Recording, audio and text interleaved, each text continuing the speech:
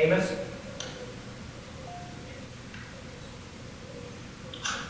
Kroll? Here. Flynn? Flynn? Here. Maher? Here. Okay. I'm assuming there's no changes to the agenda. No changes to the agenda. I would entertain a motion to approve the agenda. So moved. Second. All right, Ed, roll call. Sanderson? Recording, yeah. Yes. Wiley? Not right now. Wiley? Yes. Andrew? Yes. Amos? Yes. Kroll? Yes. Flynn? Yes. Maher? Yes. All right, so as we move on to our one item of new business, it's the consideration of Mount Pleasant Community School District's continuous learning opportunities during our COVID-19 pandemic. So I'm going to turn it over to John to kind of walk us through everything that he's emailed out to us and for our packets today. Okay, so you should have the documents that I emailed to you. The Department of Education has really given school districts 3 options for continuous learning during the shutdown. Right now, the school closure is scheduled through April 30th. If that doesn't change, we would return to school on Friday, May 1st.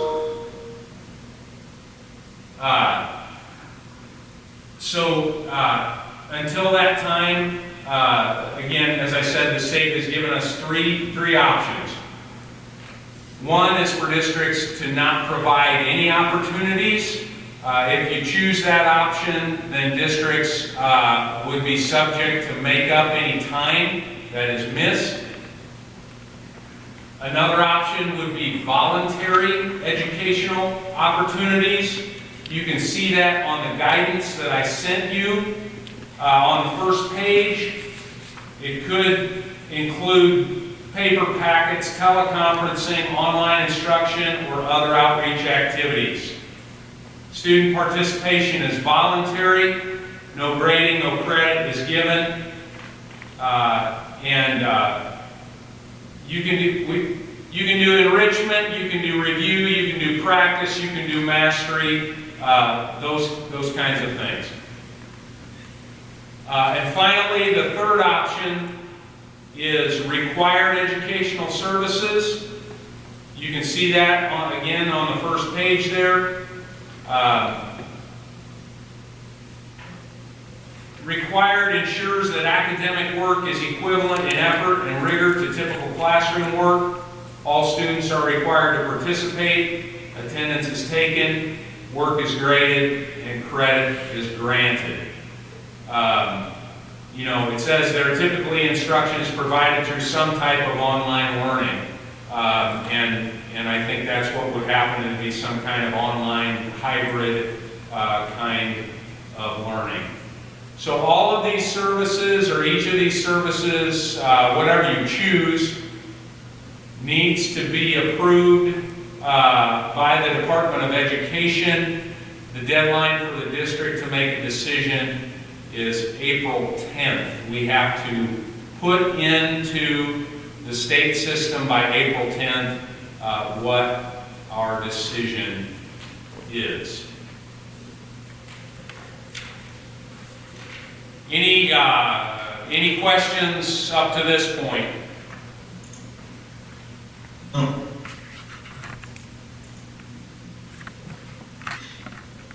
Okay. I included in your packet, right, so let's do this for me, if you would please. Go to the last 3 pages in your packet. That's the Mount Pleasant letterhead. So this will tell you, or share with you what the current expectations are for what our goals are and what our expectations are for our teachers at this time. We have 3 goals for continuous learning: to maintain connection with our students and families, to gain an understanding of where our students are at in terms of content covered, not covered during the second semester of this school year, and to minimize learning loss as we look toward the 2020-2021 school year. We want to maintain, make gains if possible, and review, practice, mastery, and enrichment to give those kinds of opportunities. So, again, what's currently, what we're working on at the elementary, our focus is on reading and math. Classroom teachers are using iReady reading and math as their primary source for core instruction. We've asked teachers to provide students 3 continuous learning opportunities per week in reading and math. And then we've tried to the possible delivery methods there. We're really trying to get people to use and to access the iReady reading and the iReady math through it's called ClassLink. They can log into ClassLink, and the teachers are assigning appropriate opportunities for students and families. Teachers are reaching out. They're trying to make contact with families. They've been trying to make contact with families. And so you can see our methods of delivery there on into the second page.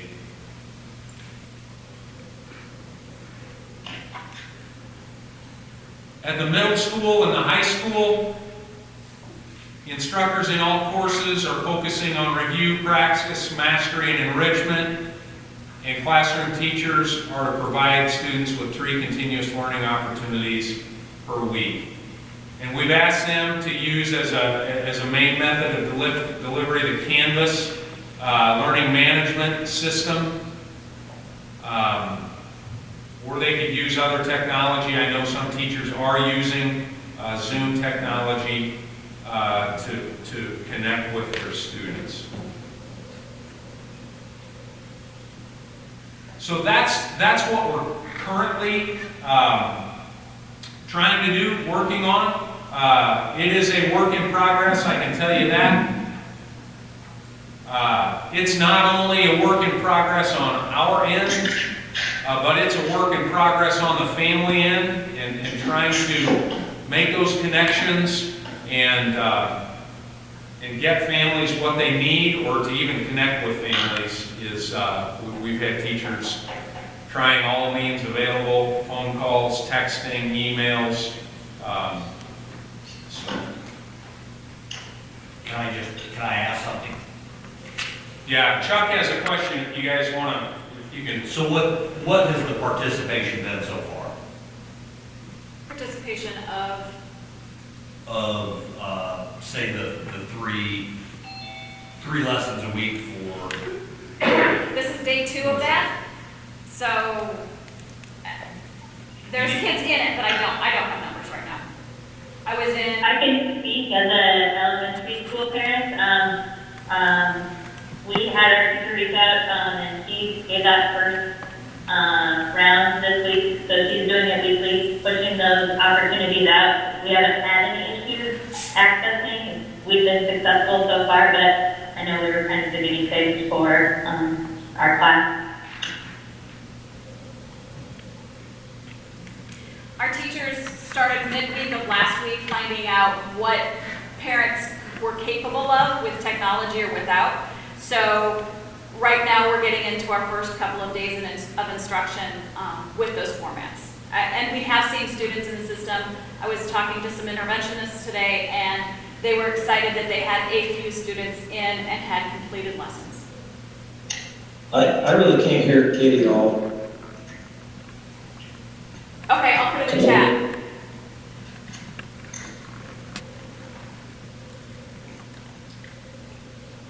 So Willie, she was just saying it's early. She was echoing what Angie had said. It's early. Teachers have been seeing a few students, accessing. I know Todd, you talked today about it was maybe 50% in some of the upper level science Some of the AP kids have been asked to Zoom with Ms. Gutowski, and she had 50% participation. And those are probably some of our more dedicated students when they sign up for the AP exam, so.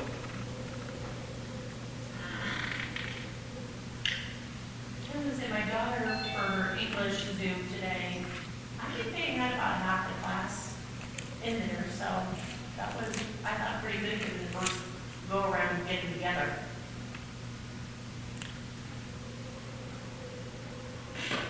So if we went required, bear with me, if we went with required rather than voluntary, as an example, we have 3 lessons that we try to do with the students a week. Would there be more than 3 lessons with the required? Right. Yes. Okay. How many more? Just like a It regular? would have to equate to what they would have. Put if they it did- down to the dummy level for me. Okay, so if you're attending school for 6.5 hours a day, Okay? it would have to be enough work to fill 6.5 hours a day. Okay. One of the things with that is, and nobody's really brought this up, but if we're giving credit, credit's also tied to Carnegie units, which is seat time. And I don't know if that's being waived in this, but there are seat time requirements in the awarding of credit.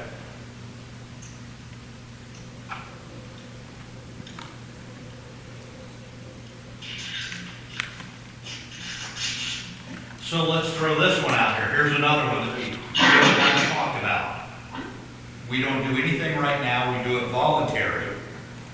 How long into June would we have to go? No, if you do voluntary, Okay, let's say we don't do either one. How far into June would we have to go? You would have to, so I did figure that, and I don't have it with me, in front of me. But if the 1,080 hours, if the hours from March 12th to April 13th are forgiven, then you would have to, Chuck, I'll put it back to pencil, but it would have been the 2nd or 3rd week of June. We've already completed in the first semester. I just didn't bring that with me, Chuck.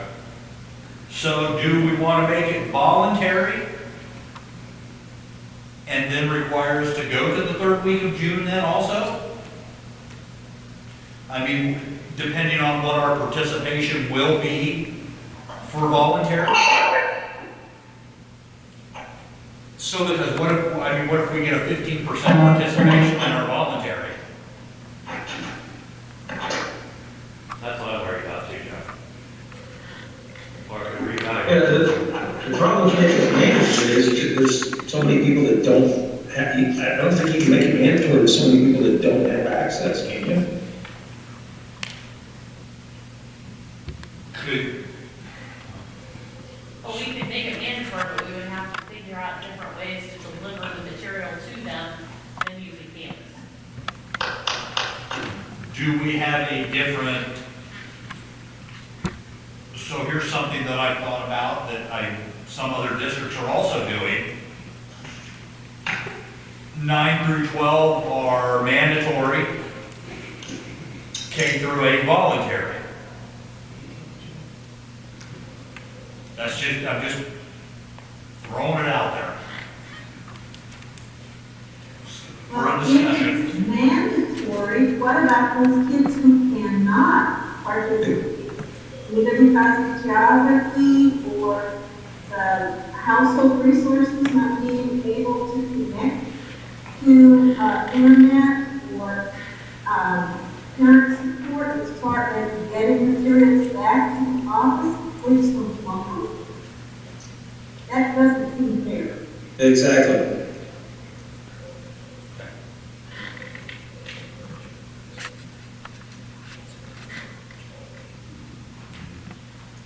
One of the things that you'll have to be mindful of is if you do voluntary, and if we expect teachers to be working during this time, even though it's voluntary, you're going to run into contractual issues on the backside. Contract days. Yeah. Yep. I don't really want to go to school until towards the middle to end of June, because my child, I'll be honest, with would everything agree. that's gone on, is just going to be fried. And I don't think they'll be learning or doing their best at that point in time.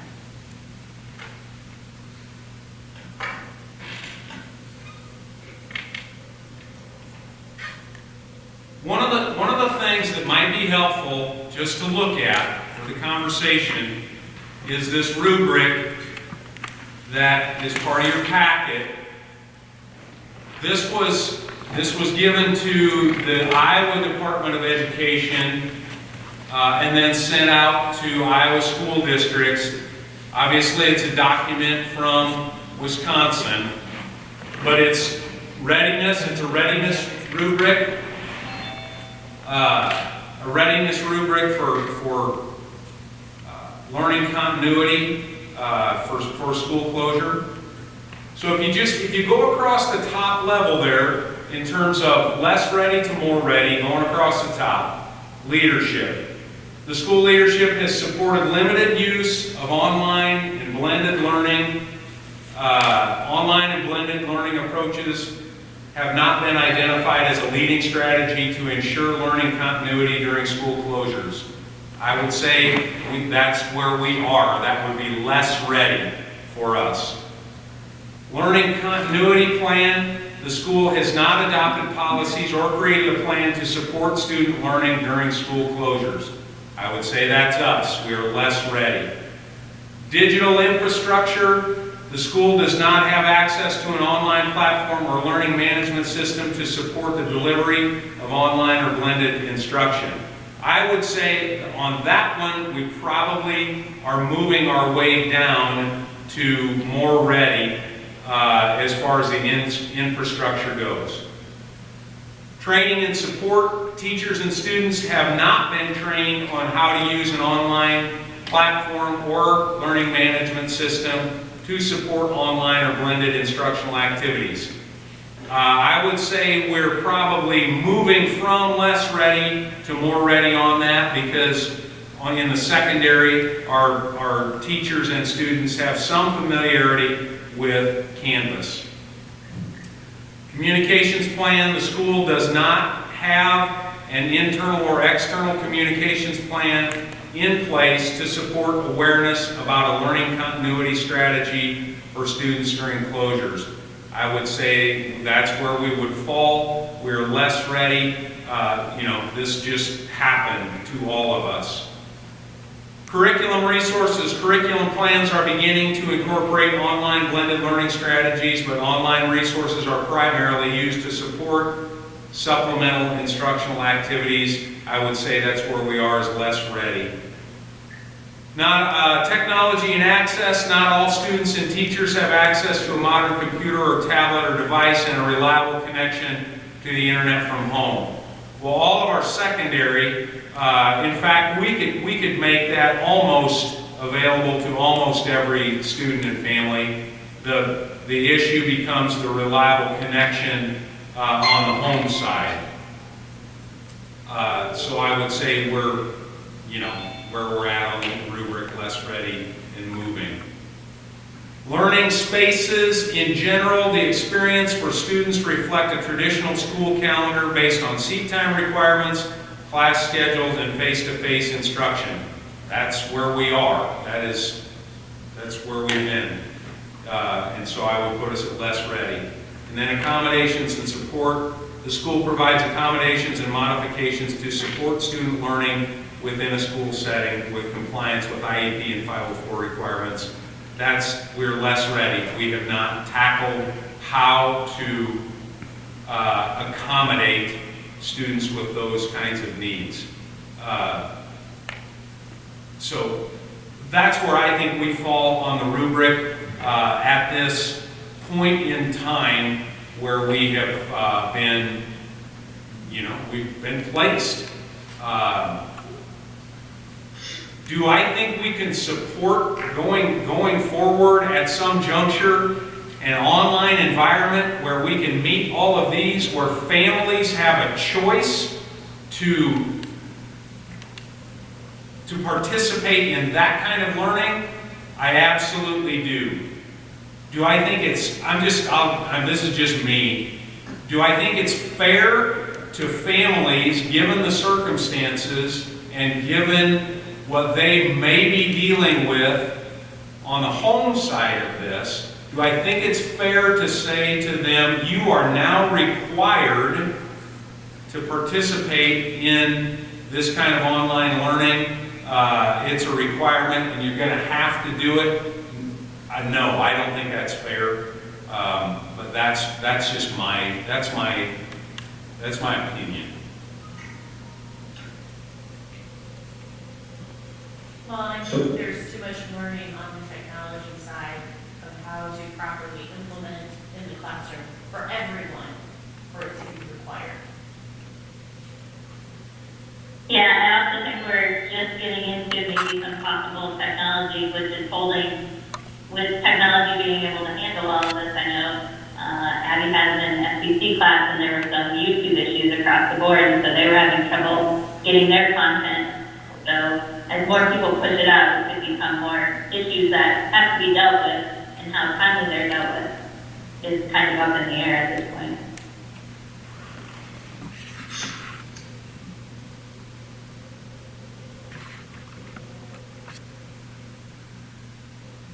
Willie, did you have some thoughts? I did. So my question is that if we don't make this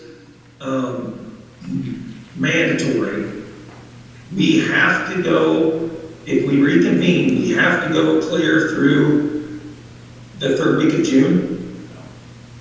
No, I can speak to that, Willie. If we go voluntary, which we're ready to do that. We have those expectations set. Our principals have been working with our teachers on how to provide those. Then the time between now and whenever we reconvene with school is forgiven. If we go voluntary or if we go required. If we do nothing, then you would be required to make up the time missed. Okay. Thank you.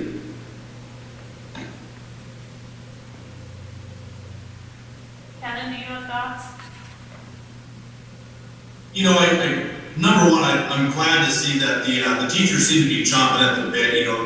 Both of my older two have been reached out to by their parents that my wife and I have. So, kudos to everybody who's doing such a good job and working hard right now to get something in place to be ready for us.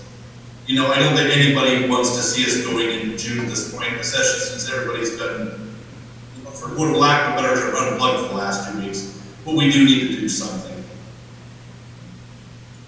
I just don't feel we're in a position to do, I think voluntary in my mind makes the most sense. We're just not in a position with enough kiddos that have access to broadband internet to be good and required.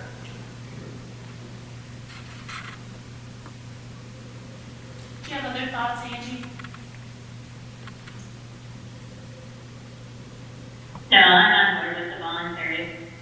And I know that the other piece has been if at some point we feel we want to go to required, that's still an option. No, but I think we almost have to start with voluntary. Yeah, Angie, thank you for mentioning that.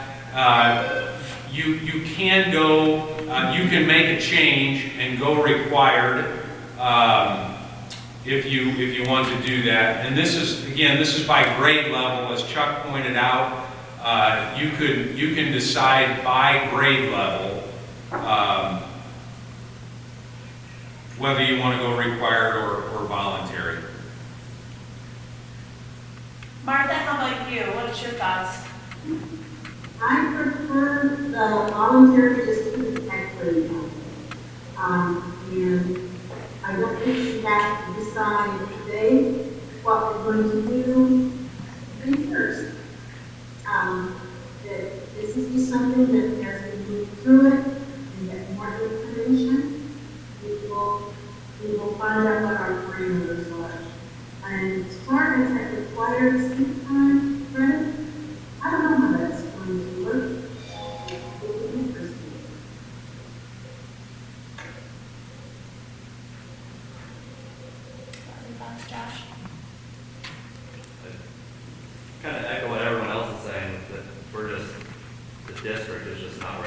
based on this rubric. And we can kind of put it in the parents and kids' hand at this point to say, if you want further education, we're giving it to you. I would like to see the data come back in a couple weeks or the end of this and see what kind of participation you had, based on the voluntary participation. And at that point, if we're only seeing, and I'm not even saying switch at that point, but if we're only seeing a 15, 20, 30, even 50% participation rate, what do we have to do then going forward to get those kids back up to what they've missed the past 2 months? So, I will say that I think the first few weeks are a learning curve for everybody, including the students. Our students have not been trained to be self-motivated learners yet, because most of them, unless you're taking an online class, they have not actually been in the position that I have to motivate myself to sit down and allocate time to learn and be prepared. and that feels like you're gonna get that up until you get to college. You're not gonna get that until you get to college, where you're kind of forced to essentially, right? You can start learning it now, but they've got to learn it. And so, I mean, I would speak for my child who, the last 2 days is having to learn, okay, it doesn't work for me to just sit in my bedroom and hang out. I need to come out. I need to kind of spot that I can do this at and work on my stuff, and I need to allocate time, and it's okay to take breaks. And so it's a process, but it's going to take her probably a week, week and a half before she starts to feel comfortable with what's happening. And I think we'll see that with all of our students having to take that time to learn that process and get involved. So I wouldn't be surprised if it isn't more towards maybe the end of the second week that we start to see better participation in things. I could be wrong, but that's kind of my And you thoughts. could go the opposite view of that this week is gonna be our best chance to get the highest participation. And it might be. Because then the novelty wears off, but we won't know, we won't know. And that's why I would just ask that we could see the data later, so Oh, no, I we definitely- know what really did happen in this.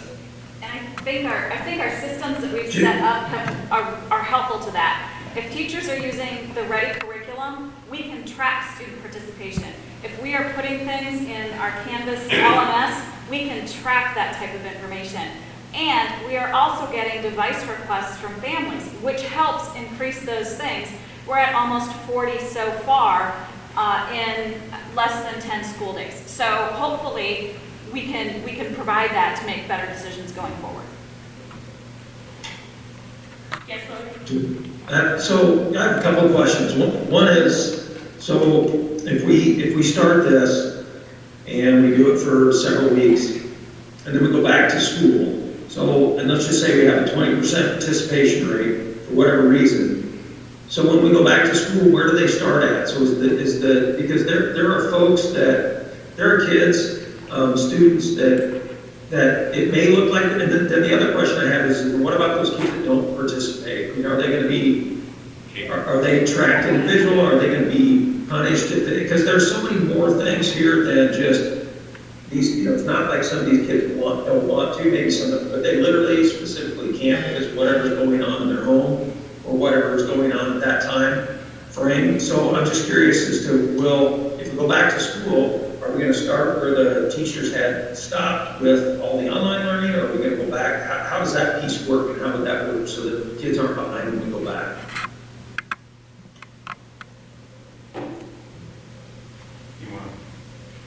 We've talked to teachers about what they're doing with that and keeping up on where they left off on the 13th of March. And they're supposed to be working in teams. The principals and the instructional coaches are working with them to navigate that process so that we can prioritize what we need to accomplish and the best way to do that. And it may include, for all the students except for the seniors, time in the fall to regroup some of that learning.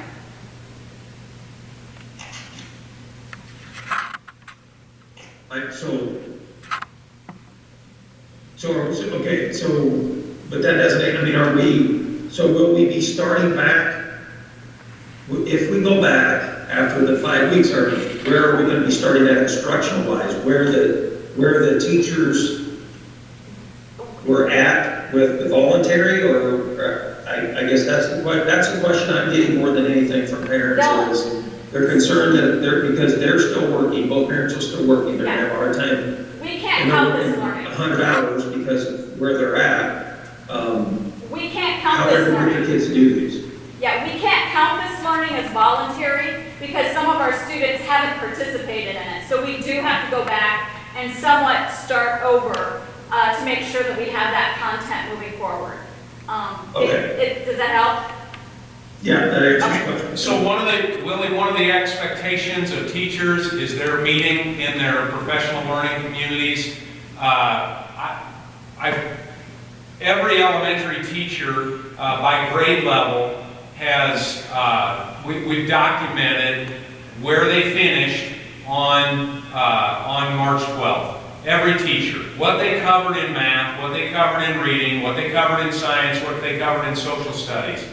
So when we come back, if we're able to come back to school and we've got 5 weeks, we know we're going to have to compress that curriculum and those essential standards and cover that essential learning from where we finished. And that's what we've got to do with every classroom and every grade level. Yeah, that makes sense. Yep. I have a question that really pertains more to the kids in the upper level who are taking the AP classes. I don't know if they're even going to offer AP tests like they have in the past. If that even matters to some of the students, the AP test, what I've seen in the past, is honored mainly on the East Coast and the West Coast, and in the state of Texas. Here in the Midwest, it's interesting college admissions, but it's not an automatic credit if you get a 3, 4, or 5.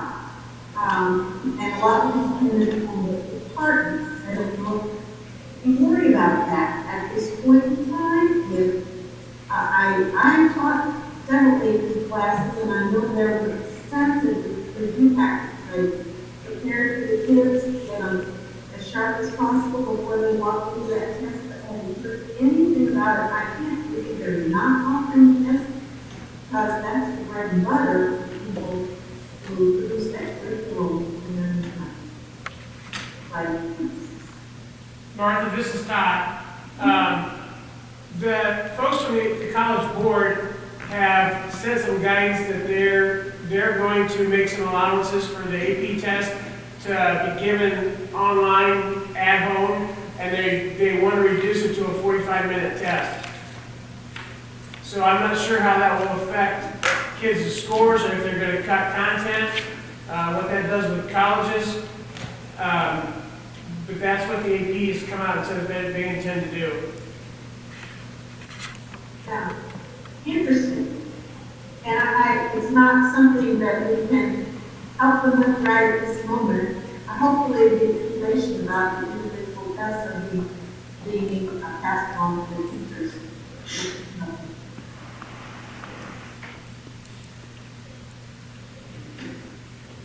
Chuck, do you have anything to add to the discussion? I don't think so. Okay, just checking. I mean, there's a lot out there, you know. Right or wrong, we've got to make a decision, and I don't think there's a right, and I don't think there's a wrong. I don't know. I mean, I don't know. You know, it's sad that so many students don't have the internet access, which is not their fault. I don't know. You know, the normal free spots are not really accessible. I mean, talk about getting caught unready, you know, so.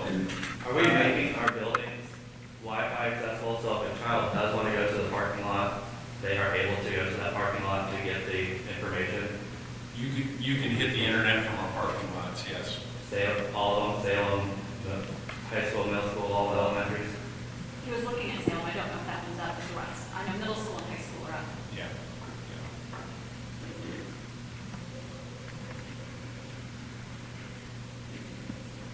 anything else anybody wants to add?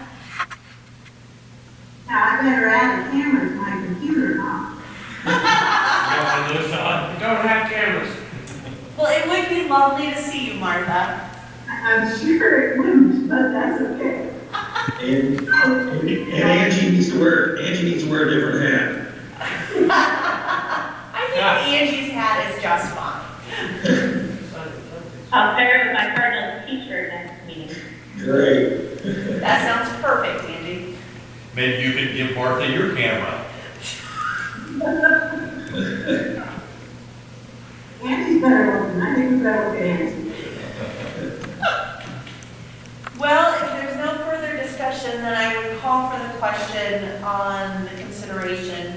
Do we wish to approve moving forward with voluntary continuous learning opportunities for the Mount Pleasant Community School District? Have we moved? No, I'm asking for a motion. Okay. Second? Yeah. I'll second. And roll call vote. Sandersville, Yes. Wiley, Yes. Andrew, Yes. Amos, Yes. Kroll, Yes. Flynn, Yes. Mocker. Yes. Okay. Anything else for discussion? Just a reminder that we do have a meeting on Monday. I'll be getting an agenda out to you for that. That's our regular board meeting, and so there's a number of things that we need to do related to the closure, and some things that are just regular business that we are gonna have to get done. We'll do this via Zoom. I think Ronnie's going to be able to live stream that one, so we'll make sure that's available. Thanks for your efforts with the technology. I appreciate it.